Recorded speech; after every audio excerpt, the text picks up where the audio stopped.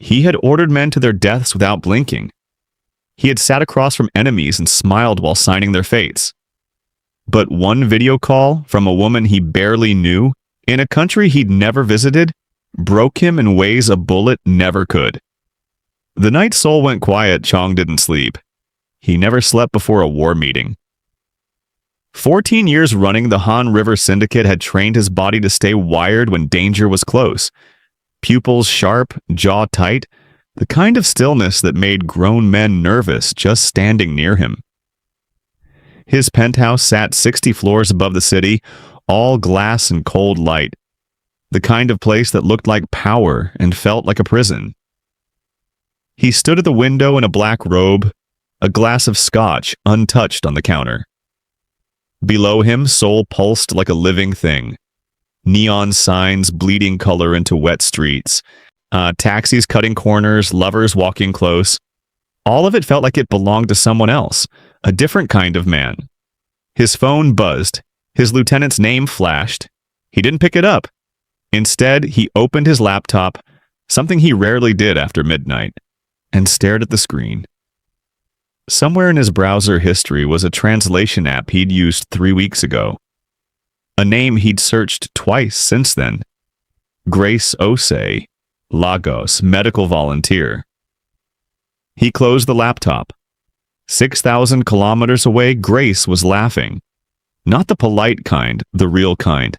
The kind that bent her forward and made her press her palm to her chest like she needed to hold herself together. Her small apartment in Lagos smelled like jollof rice and eucalyptus oil.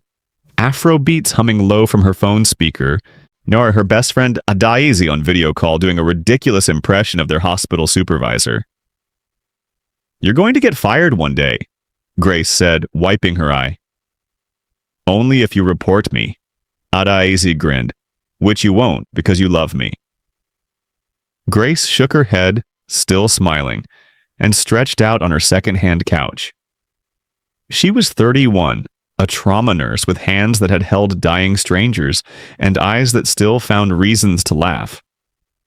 Her apartment wasn't big, but every corner of it was intentional. Her mother's photograph above the door, a potted plant she'd named Bernard, a stack of Korean language flashcards on the coffee table. Adaz spotted them. "You're still learning Korean? For who?" Grace picked up a card. "Mienhae. Sorry."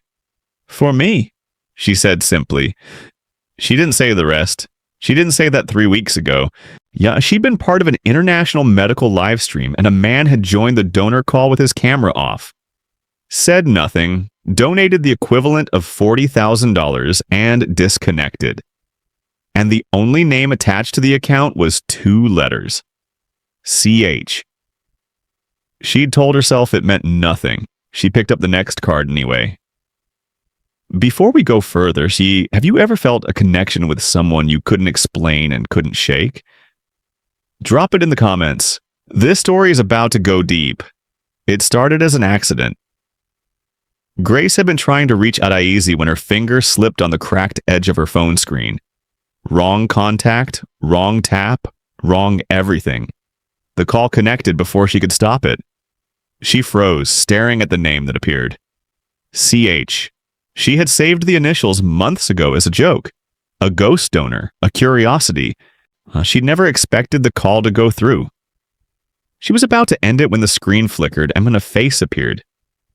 He hadn't meant to answer either. Chong had grabbed his phone in the dark, thinking it was his lieutenant. His thumb hit accept before his eyes focused, and then he saw her. Grace, sitting cross-legged on a worn couch, a Korean flashcard frozen in her hand, her eyes wide as a woman who had just accidentally knocked over something expensive. Neither of them spoke. The silence lasted 4 full seconds. Grace counted them. "I'm sorry," she finally said, in Korean, broken, accented, but unmistakable. "Mianhae." Something moved across Chong's face. Not anger, not coldness. Something older and quieter, like a door swinging open in a house that had been locked for years. "You speak Korean?" His voice was low, rough at the edges. "I'm learning." She held up the flashcard like evidence. Very badly. He almost smiled. Almost. Why? He asked. It was such a simple question, but the way he asked it, with genuine weight, like the answer actually mattered, made Grace pause. Nobody asked her why about the Korean thing. They just teased her about it. I don't know yet, she said. Sometimes you start something before you understand why. Chong said nothing, but he didn't hang up. The Lagos night hummed behind her, distant music, a motorbike, someone laughing on the street below. His side was silent, just glass and dark sky, and the faint outline of a city that never truly rested. You donated to our medical drive, Grace said carefully. 3 weeks ago. A pause. You tracked that? The amount was hard to forget. He looked at her then, really looked, and Grace felt something she couldn't name settle in her chest. He had a face made for severity, sharp jaw, tired eyes, the kind of handsomeness that came with too much weight behind it. But there was something raw in the way he was looking at her, unguarded. How do you do it? He asked suddenly. Do what? Work with dying people every day. His voice dropped. And still laugh. Grace blinked. Such a strange, honest question from a stranger at midnight. Because they're not dead yet, she said softly. There's still time. The words hit him somewhere he wasn't prepared for. His jaw tightened, his eyes dropped briefly on just a flash, like something inside him flinched. He ended the call 30 seconds later. No goodbye, no explanation. Grace sat in the quiet, flashcard still in her hand, heart doing something unreasonable. Chong didn't sleep that night. By morning, he'd convinced himself it was nothing. A misdial. A 2-minute conversation with a stranger. He had a war council in 3 hours and 3 rival syndicates circling his territory like wolves. He did not have time for a Lagos nurse with broken Korean and a second-hand couch. He told his lieutenant, Jae-won, to pull the full donor records from the medical live stream and delete his account. Done, Jae-won said without blinking. Anything else? No. He sat through the war council, made 3 decisions that would reshape Seoul's underworld, and didn't think about her once. Then he thought about her twice. By evening, he was standing at his window again with the same untouched scotch and the words circling him like smoke. Because they're not dead yet. There's still time. He hated how clean the words were. Grace, for her part, told Adaize everything. You accidentally called a mysterious Korean man at midnight and had a deep conversation. Adaize repeated slowly. It wasn't deep. It was 2 minutes. Grace, you told me word for word what he said. That's not a 2-minute thing. Grace folded laundry with aggressive precision. I don't even know who he is. Find out. Adaize, the man donated $40,000 to a random medical stream, Grace. He's not a broke boy. Find out. Grace didn't answer. But that night, she opened her flashcard app and added 3 new words. Nan dangshinul sengak hei. I think about you. She stared at it for a long time, then deleted it, then typed it again. She left it. He called her, not accidentally, not at midnight. At 7 p.m. on a Tuesday from a blocked number she almost didn't answer. It's CH. That was all he said. Grace sat up straight. How did you get this number? You called me first. She opened her mouth, closed it. Fair point. I need a medical question answered, he said. Professional. You could Google it. I don't trust Google. She almost laughed. What's the question? Someone close to me. His voice shifted. Not softer exactly, but thinner, like pressure was building behind it. Refusing treatment, saying it's too late. What do you tell someone like that? Grace was quiet for a moment. Is this actually a medical question? Silence. Chong. She used his name for the first time. It felt strange and right simultaneously. Is you refusing treatment? More silence, then barely a breath. It's my mother. And just like that, Grace stopped thinking about ending the call. They talked for 2 hours. She didn't fix anything. She didn't have miracle answers. But she asked questions nobody had asked him. Not his lieutenants, not his doctors, not the specialists his money had flown in from Tokyo. She asked what his mother liked to eat, what she laughed at, what she was afraid of beyond the illness itself. Chong answered every question like a man who had been waiting years for someone to ask them. When they finally went quiet, Grace said softly, "She sounds remarkable." She is. His voice cracked on those 2 words, just barely, just enough. Then she has a reason, Grace said. Reminder of the reason. They kept talking, every night for 11 days, sometimes an hour, sometimes 3. Grace learned he was 36, that he'd taken over his father's organization at 22 after his father was murdered in front of him, that he'd never wanted the empire, only the safety of the people inside it. That beneath the coldness was a man who still remembered exactly what his father smelled like. Engine oil and persimmon, and still couldn't walk past a persimmon tree without stopping. Chong learned she had grown up in Kumasi before her family moved to Lagos. That she became a nurse because her younger brother died at 9 from a preventable infection, and nobody came fast enough. That she'd been engaged once, and a good man, a safe man, and left him 3 weeks before the wedding because she realized she was choosing safety over truth, and it felt dishonest to them both. That was brave, Chong said.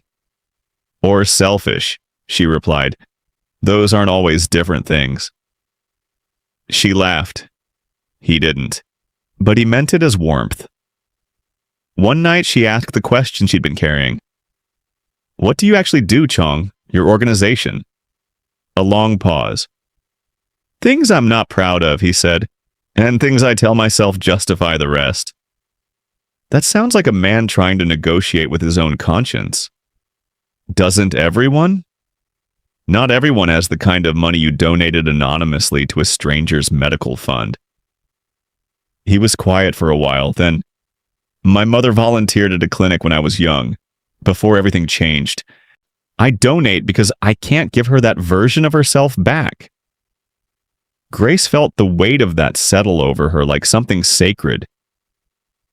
You're not who I expected, she said. What did you expect? Honestly, less. On the 12th night, Chong turned his camera on. He didn't announce it. The video just appeared, him at his window, Seoul glittering behind him, still in his suit at 11 p.m., looking like a man who hadn't fully decided to do what he was doing. Grace looked at him for a moment, then she turned hers on too. Hi, she said. Hi. They smiled at the same time, both surprised by it.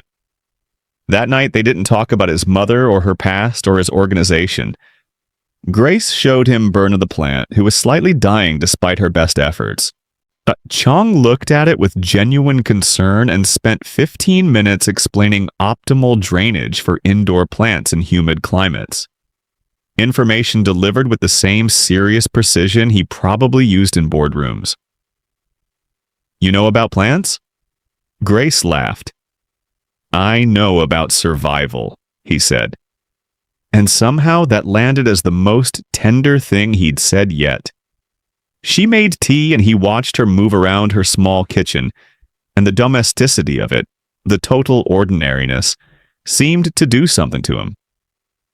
He rested his chin in his hand and just watched, like a man looking at a painting he didn't have words for. Chong. What are you thinking? A pause. That I haven't sat still like this in 14 years. Grace curled her feet beneath her on the couch.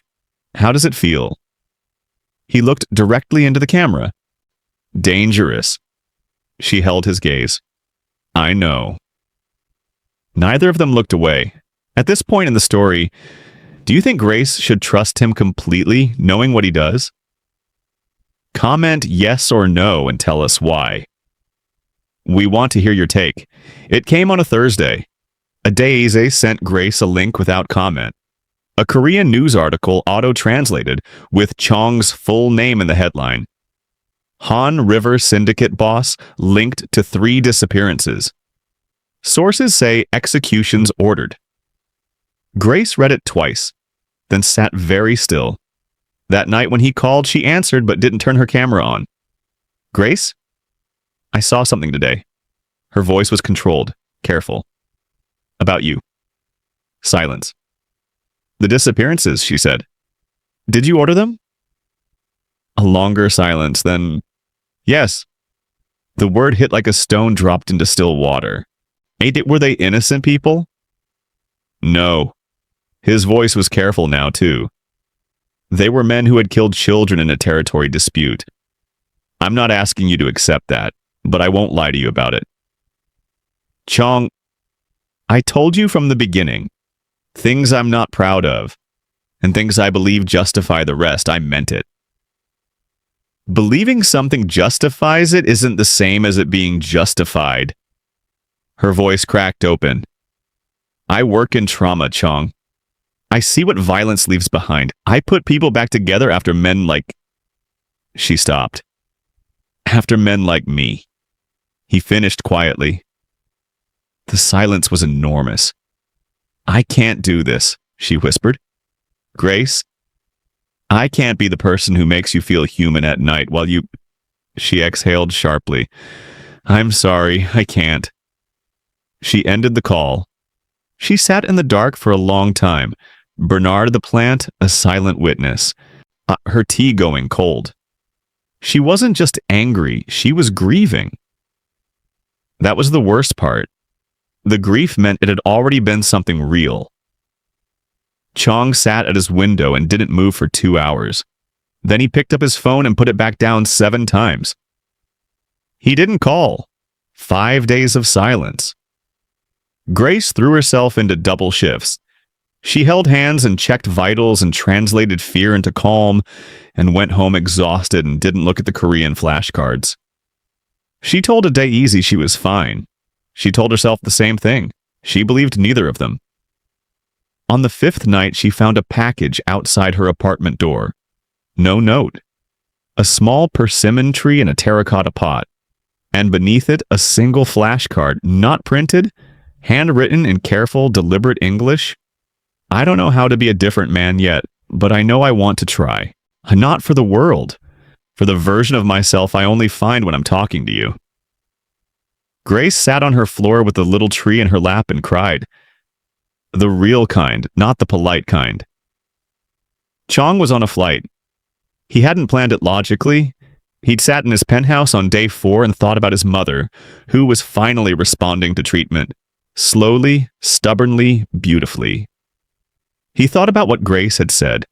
Remind her of the reason. He thought about his own reason. He landed in Lagos at dawn, sat in the back of a car outside a hospital he'd looked up, and called her. It rang 3 times. Chong. Her voice was unsteady. I'm outside your hospital. A pause. I don't expect anything. I just needed you to know that you're the first person in 14 years who made me feel like the life I built wasn't the only life possible. His voice was raw, unguarded, nothing like a mafia boss, everything like a man. That matters. You matter, and I'm sorry I'm the kind of man who makes that complicated. Grace was already moving toward the exit. She found him leaning against a black car in the early Lagos morning, still in his suit, looking violently out of place and completely unashamed of it. The sun was just breaking, painting everything gold and soft. Grace stopped a few feet away. You came to Lagos? She said. You learned Korean for a reason you didn't understand yet. He replied.